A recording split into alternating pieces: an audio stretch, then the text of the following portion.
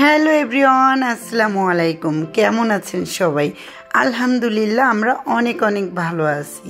দেশ এবং দেশের বাহির থেকে যে যেখান থেকে আমার ভিডিওটি দেখছেন সবাইকে অসংখ্য ধন্যবাদ।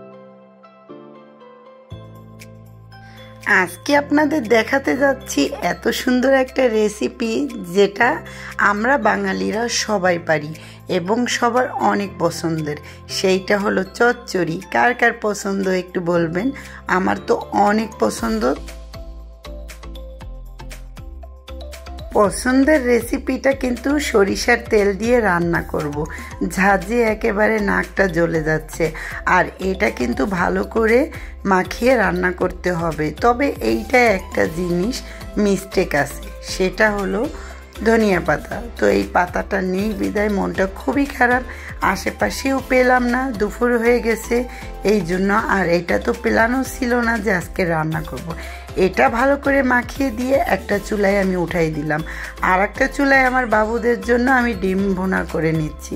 যেহেতু ওরা ছোটো মাছ খেতে পারে না, এই জন্য আমি তাদের জন্য ডিম ভুনা করে নিচ্ছি।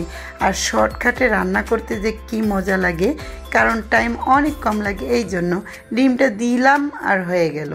অনেক মজা, তাই না? কিছু কিছু বাচ্চা আছে এই ডিম ভুনা দিয়ে খুব ভালো খায়। আর আমাদের বড় মানুষেরও কিন্তু অনেক সময় এই ডিম ভুনা রেসিপিটা অনেক ভালো লাগে। যে কোনো অনুষ্ঠানে যদি আমরা যাই, দেখবেন যে গোশের পাশাপাশি এই ডিম ভুনাটা রাখে, সত্যি ভালো লাগে। আর এই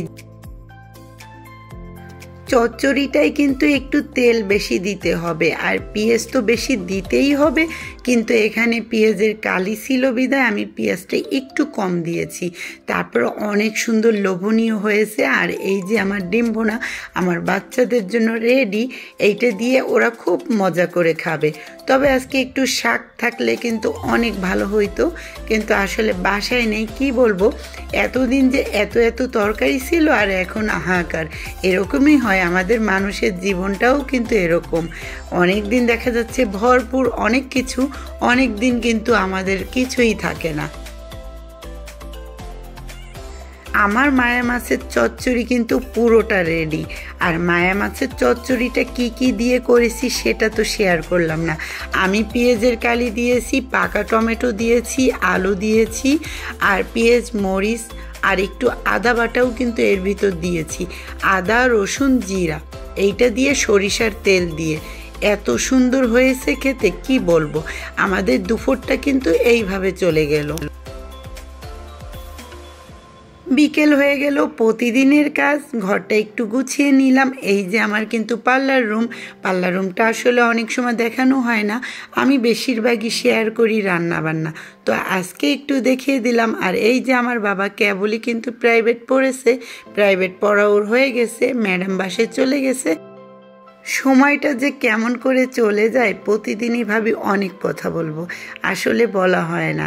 তো সময়টা চলেই যায়, সময়টা থাকে না। ভালো থাকবেন সবাই। আসসালামু আলাইকুম।